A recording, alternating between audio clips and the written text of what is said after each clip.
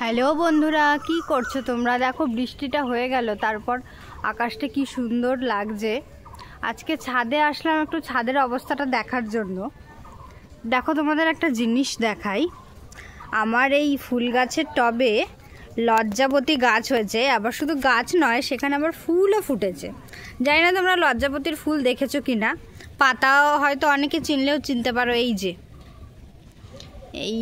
যে তেঁতুল পাতার মতো যেটা দেখছো, এটা এই দেখো, যেই আমি ধরলাম অমনি সব একদম গুটিয়ে গেল, মানে লজ্জা পেয়ে গেল। যে তেঁতুল পাতার মতো যে পাতাগুলো দেখছো, এগুলো সব হচ্ছে লজ্জাপতি গাছ। এই দেখো ধরলাম, জাস্ট গুটিয়ে গেল।